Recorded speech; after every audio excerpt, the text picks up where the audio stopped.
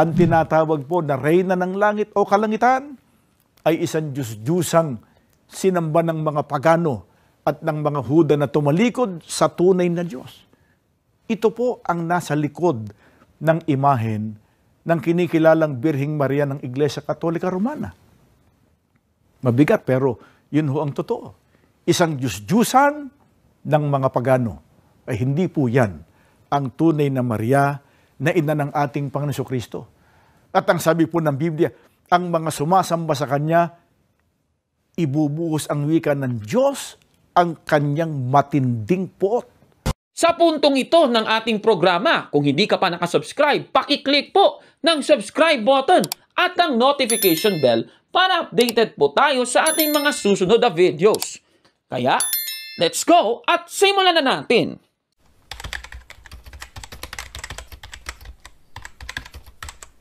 Magandang araw mga kabatid and welcome na naman sa isang bagong episode dito sa Factbusters PH. Sa ating episode ngayon, tatalakayin natin itong isang episode ng programa ng Iglesia ni Cristo ni Manalo na Ang Pagbubunyag. Dito po sa isa nilang episode na may pamagat na Ang Kinikilalang Maria ng Iglesia Katolika na yung host ay walang iba kundi si Victor Sandoval.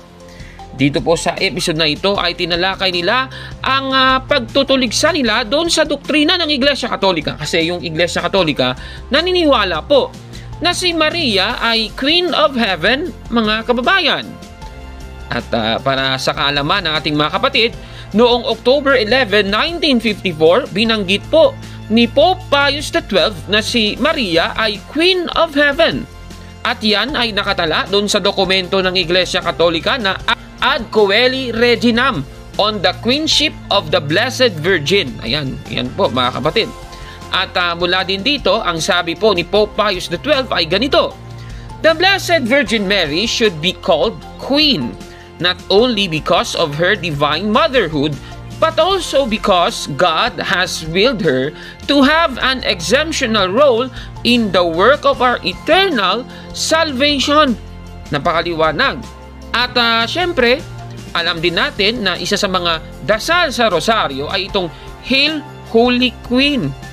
Baka hindi ka pa nakapag-rosaryo dyan, yan po isa sa mga dasal, mga kapatid. At alam po yan ni Victor Sandoval, itong aral ng Iglesia Katolika. Ngunit, ano na naman ba ang buwelta ni Victor Sandoval? Eto, panoorin natin. Ang Birheng Maria ng Iglesia Katolika, hindi po ang Mariang ina ng Panginoon Jesucristo. Saan kaya nanggaling? Yun ang ating itanong. Saan nanggaling ang Maria na ipinakikilala po ng Iglesia Katolika? Ano po ba ang isa sa mga titulo na ikinapit ng Iglesia Katolika sa Maria na kanilang kinikilala? Sangguniin natin ang kanilang aklat ulit sa page 165. Si Maria, ang reyna ng langit at lupa, siya ang reyna ng purgatorio, ng mga misyon, ng rosaryo, ng kapayapaan, ang pangkalahatang reyna. Mga kaibigan, batay po sa aklat na binasa natin, ang Maria, na kinikilala po ng Iglesia Katolika Romana, tinatawag po nilang reyna ng langit, reyna ng lupa, siya raw ang pangkalahatang reyna. Tanong mga kaibigan, kanino po kaya nanggaling ang kaisipang mayroong reyna ng kalangitan o ng langit na dapat sambahin? Babasahin namin sa inyo nakasulat sa Biblia dito po sa Jeremias 7:16 hanggang 20. Huwag mong ipanalangin ang mga taong ito, Jeremias. Huwag kang manangis para sa kanila, sapagkat hindi kita pakikinggan. Tingnan mo ang kanilang ginagawa sa mga lungsod ng Huda at sa mga lansangan ng Jerusalem. Nangunguha ng panggatong na kahoy ang mga anak nila. Nagpaparikit ng apoy ang kalalakihan at nagluluto ng tinapay ang kababaihan upang ihandog sa Diyos-Diyusang tinatawag nilang reyna ng kalangitan. Naghahandog din sila ng mga inumin sa ibang Diyos upang saktan ang kalooban ko. Subalit, ako bang talaga ang kanilang sinasaktan? Hindi. Manapay ang kanilang sarili ang sinasaktan nila at inilalagay sa kahihiyan. Kaya nga, ibubuhos ko sa puok na ito ang aking matinding puot. madadamay sa ipapataw kong parusa ang mga tao, mga hayop at pati mga punong kahoy at mga halaman. Ang aking puot ay gaya ng apoy na walang sino mang makapapatay. Mga kaibigan, ang tinatawag po na reyna ng langit o kalangitan ay isang Diyos-Diyusang sinamba ng mga pagano at ng mga Huda na tumalikod sa tunay na Diyos. Ito po ang nasa likod ng imahen ng kinikilalang Birheng Maria ng Iglesia Katolika Romana. Mabigat pero yun ho ang totoo. Isang Diyos-Diyusan ng mga pagano. Ay hindi po yan ang tunay na Maria na ina ng ating Panginoon Kristo. At ang sabi po ng Biblia, ang mga sumasamba sa Kanya, ibubuhos ang wika ng Diyos ang Kanyang matinding puot. Mula po sa ating napanood na video, ayon sa kanya. Ayon sa doktrina ng Iglesia Katolika, si Maria daw ay Queen of Heaven and Earth. At binasa ang aklat ni James Alberione, SSP, STD, na Glories and Virtues of Mary sa page 165. Sabay sabi na ang Maria ng Iglesia Katolika ay tinatawag nilang Reyna ng Langit at Lupa. Pero ang buwelta niya, ang sabi niya, ang tinatawag na Reyna ng Kalangitan ay isang Diyos-Diyosang sinasamba ng mga pagano. At yung kanyang batayan ay Jeremias 7:16 hanggang 20, mga kababayan. At sabi pa niya, ang tinatawag daw na Reyna ng Kalangitan ay isang Diyos-Diyosang sinasamba daw ng mga pagano. Grabe naman yan, mga kababayan. Ang tanong, totoo ba ang pahayag niyang ito, mga kababayan, na si Maria ay ang Reyna ng Kalangitan sa Jeremias 7:16 hanggang 20 na isang Diyos-Diyosang sinasamba ng mga pagano? Titignan natin yan, mga kababayan. May problema ba sa pagbasa niya ng aklat tungkol sa pagiging Reyna ni Maria? Titignan natin itong aklat na nahanap din natin, Glories and Virtues of Mary. Sa ating kopya, 1982 edition, sa page 181. At heto nga, yan nga ay nakita natin. So yun po ang nakasulat. Susunod na tanong, ito bang sinasabing ito ng aklat? Ano ba ang patunay natin sa Biblia na si Maria ay Queen of Heaven and Earth? Alam naman po natin, sinabihan noon ni Anghel Gabriel si Maria na ang ipapanganak niya ay magiging hari. At yan po ay ang ating mababasa sa Lucas Kapitulo 1, versikulo 30 hanggang 33. Ganito po ang ating mababasa.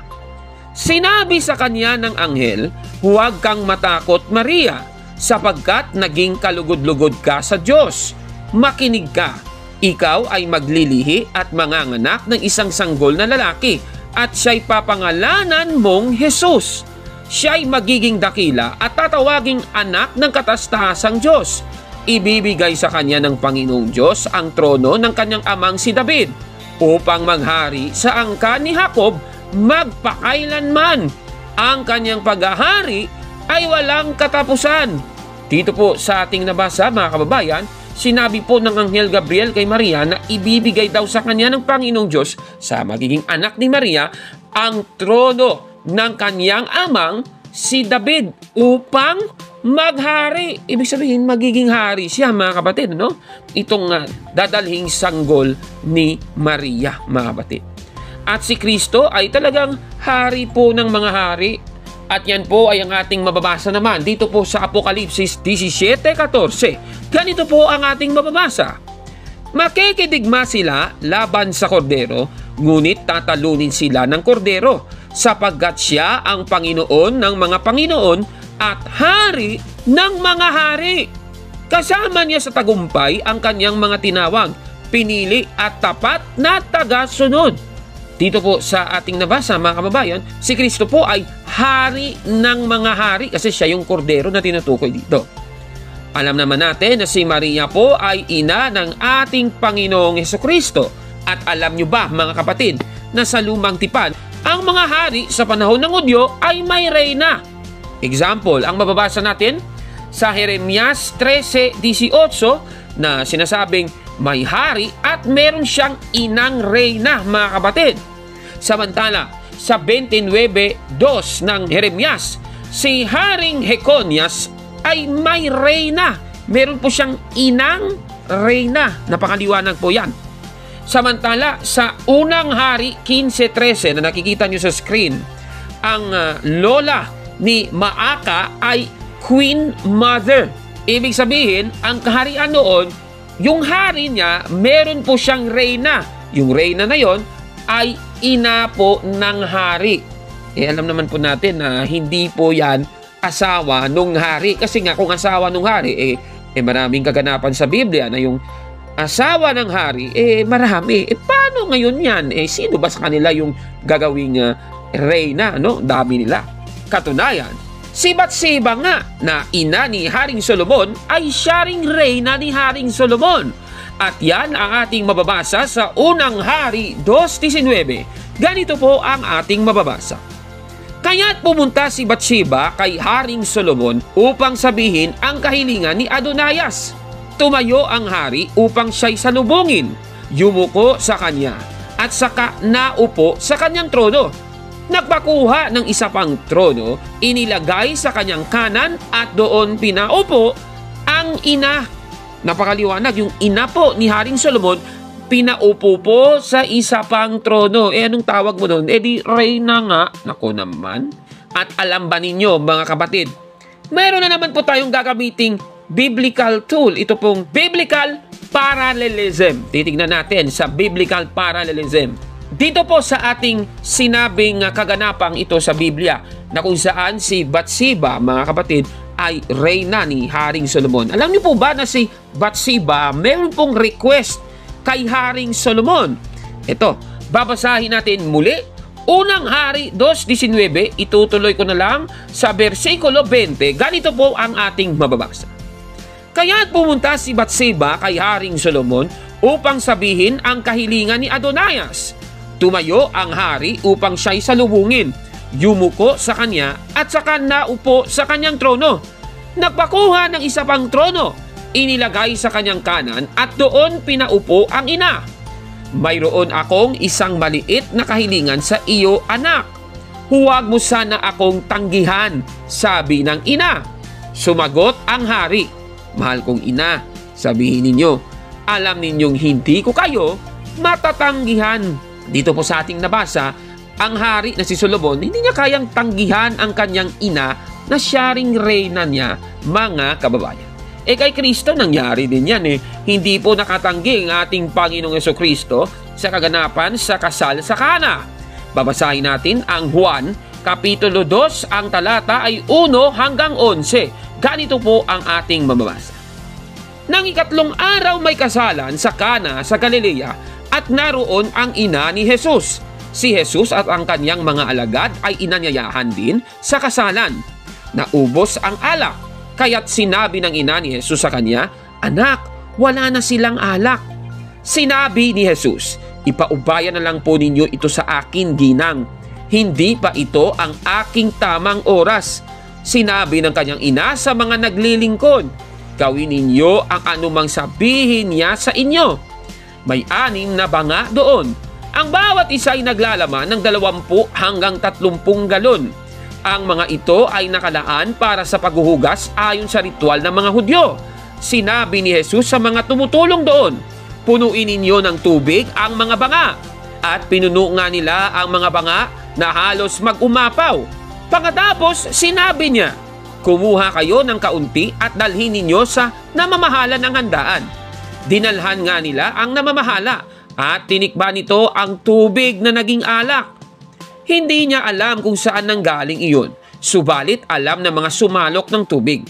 Kaya tinawag niya ang lalaking ikinasal at sinabi, ang masarap na alak ay unang inihahain kapag marami nang nainom ang mga tao, saka inihahain ang mababang uri. Ngunit sa huli ninyo, inilabas ang masarap na alak. Ang nangyaring ito sa Kana sa Galilea, ang unang himalang ginawa ni Jesus. Sa pamamagitan nito'y inihayag niya ang kanyang kalwalhatian at naniwala sa kanya ang mga alagad niya. Napakaliwanag po. Through the course ng mga talata na ating binasa, si Kristo po, hindi po niya tinanggihan ang kanyang ina na si Maria mga kababayan. Ito talaga ang magpapatunay na si Maria ay reyna ng haring si Kristo, mga kapatid. Bakit si Maria naman ay Queen of Heaven and Earth? Ang sagot, kasi si Kristo ay may authority sa lahat ng bagay, mga kapatid. At yan po ang ating mababasa sa Mateo 28:18. Ganito po ang ating mababasa. At lumapit si Jesus sa kanila at sila'y kaniyang kinausap na sinasabi, ang lahat ng kapamahalaan sa langit at sa ibabaw ng lupa ay naibigay na sa akin. Maliwanag po ng ating nabasa, mga kababayan. Si Kristo po ay may kapamahalaan sa lahat, sa langit man yan, sa ibabaw ng lupa, mga kababayan. At yan po ang rason kung bakit si Maria ay tinawag na Queen of Heaven and Earth, kasi si Kristo nga ay may otoridad. Siya po'y hari sa langit at sa lupa, mga kababayan. Katunayan, aral po talaga ng Iglesia Katolika na si Maria ay reyna ng lahat, universal queen. At yan po ang ating mababasa sa Catechism of the Catholic Church, paragraph 966. Ganito po ang ating mababasa. Sa wakas, ang birheng kalinis-linis, matapos ang kanyang buhay sa lupa, ay dinala sa kalwalatian sa langit at iniluklok sa trono ng Panginoon bilang reyna ng sanlibutan upang lubusang matulad sa kanyang anak, Panginoon ng mga Panginoon at tagalupig ng kasalanan at kamatayan. Napakaliwanag po, si Maria ayon sa ating aral ay iniluklok sa trono ng Panginoon bilang reyna ng sanlibutan, mga kababayan. At baka sasabihin ninyo, saan sa Biblia yan? Ang sagot, Apokalipsis 12:1. Meron po ditong isang babae na may ulo na may korona, mga kababayan. Kung may korona yung babae, ibig sabihin, reyna po siya. At baka sasabihin naman ng iba, ang tinutukoy na babae dito ay ang Iglesia. Hindi po tayo tutol dyan. Katunayan, nasa New Catholic Encyclopedia, Volume 1, 2nd edition, sa page 799. At sinasabi dito na ang Iglesia Katolika ay naniniwala na itong Apokalipsis 12:1, dalawa po ang tinutukuyan ng babae. Una, yan po ay tumutukoy sa Iglesia. At pangalawa, tumutukoy din yan kay Maria. Pero tanong, posible ba na dalawa ang tinutukoy dito? Posible po yan. At yan po ang tinatawag nating polyvalent symbolism, mga kapatid. Kagaya lamang dito sa Apokalipsis 13:1 na may binabanggit dito na isang halimaw na may 7 ulo. Ano ba ang tinutukoy dito ng isang halimaw na may 7 ulo? Babasahin natin ang Apokalipsis 17:9. Ano bang tinutukoy ng 7 ulo? Ganito po ang ating mababasa. Kailangan dito ang pangunawa at karunungan. Ang 7 ulo ay ang 7 burol na kinauupuan ng babae. Ang mga ito rin ay 7 hari. Dalawa po pala ang tinutukuyan ng 7 ulo sa Apokalipsis 13:1. Una, yung 7 burol na kinauupuan ng babae. At pangalawa, ang 7 hari, mga kababayan. At baka sasabihin naman ng iba, hindi po aral ng Iglesia Katolika na dalawa po ang pinagtutukuyan doon sa Apokalipsis 12:1. Aral talaga ng Iglesia Katolika yan. At yan po ay sinabi ni Pope Benedict XVI dito sa aklat niyang Jesus of Nazareth sa chapter 2, paragraph 222. Ganito po ang ating mababasa. When the book of Revelation speaks of the great sign of a woman appearing in heaven, she is understood to represent all Israel, indeed, the whole church, on the basis of the corporate personality model in keeping with biblical thought. The early church had no difficulty recognizing in the woman. On the other hand, Mary herself, and on the other hand, transcending time, the church, bride and mother, in which the mystery of Mary spreads out into history. Maliwanag po sa nabasa natin sa Apokalipsis, ang babae na lumitaw sa langit, dalawa ang pinagtutukuyan. Una, ang bayang Israel sa kasalukuyan na siyang ang buong iglesia. At pangalawa, si Maria, mga kababayan. Ngayon, ang susunod na tanong, Paano ba natin mapapatunayan na si Maria din ang tinutukoy sa Apokalipsis 12:1? Uulitin natin. Sa Apokalipsis 12:1, yung babaeng ito, ayon sa versikulo 5 ay ano ang nangyari sa kanya. Ganito po ang ating mababasa. Ang babae ay nagsilang ng sanggol na lalaki na nakatakdang maghari sa lahat ng bansa sa pamamagitan ng tungkod na bakal. Ngunit may umagaw sa bata at dinala ito sa Diyos sa kanyang trono. Dito po sa ating nabasa, mga kapatid, yung babae nagsilang ng sanggol na lalaki. Sino ba ang tinutukoy na sanggol na ipapanganak ng babae sa Apokalipsis 12:5? Ang sagot, nasa talata din na ating binasa, itong sanggol na lalaki ay nakatakdang maghari sa lahat ng bansa sa pamamagitan ng tungkod na bakal. Klarong-klaro po, yung sanggol pala ay nakatakdang maghari sa lahat ng bansa sa pamamagitan ng tungkod na bakal. Sino ba ito? Ang sagot, Apokalipsis 19:15. Ganito po ang ating mababasa. May matalim na tabak na lumalabas sa kanyang bibig na gagamitin niyang panlupig sa mga bansa. Mamamahala siya sa mga ito sa pamamagitan ng tungkod na bakal at paagusin mula sa pisaan ng ubas ang lahat ng puot ng Diyos na makapangyarihan sa lahat. Klarong-klaro po, ibig sabihin, yung tinutukoy dito, si Kristo po ito, mga kababayan. So si Kristo po yan. Ibig sabihin, mababasa natin implicitly sa Biblia na si Maria ay reyna talaga, mga kapatid. Ngayon, tundaan natin ang kalokohan na sinasabi ni Victor Sandoval. Sabi niya, si Maria daw sa Iglesia Katolika, ang tinatawag na reyna ng kalangitan, ay isa daw Diyos-Diyosang sinasamba ng mga pagano. At yung talata na kanyang binasa, Jeremias 7:15 hanggang 20, pero ang gusto ko lang i-emphasize ay nasa Jeremias 7:18 na nakikita nyo sa screen. Ayon po sa talata, Diyos-Diyosan po yung reyna ng kalangitan na tinutukoy sa talata. Naku naman, ito talagang si Victor Sandoval. Tanong, si Maria ba ang tinutukoy dito na Diyos-Diyosang tinawag na reyna ng kalangitan? Susuriin natin yan. Pamasahin natin ang Jeremias 7:18, ibang salin nga lang ng Biblia. Dito po sa Expanded Bible, ganito po ang ating mababasa. The children gather wood and the fathers use the wood to make a fire. The women knead the dough for cakes of bread, and they offer them to the queen goddess of heaven, Ishtar or Asherah, important goddesses of the surrounding cultures. They pour out drink offerings to other gods to make me angry. Klarong-klaro po ng ating nabasa, si Ishtar pa rin tinutukoy na queen goddess o reyna ng kalangitan, mga kababayan. Napakalayo po. Itong si Ishtar, Mesopotamian goddess po ito. Sa Katoliko, hindi naman si Ishtar yung Maria natin. Ako naman. At saka isa pa, ang ribulto naman ni Maria, hindi naman po yan Diyos-Diyosan Mababasa natin yan sa 1 Corinto 8:4. Ganito po ang ating mababasa.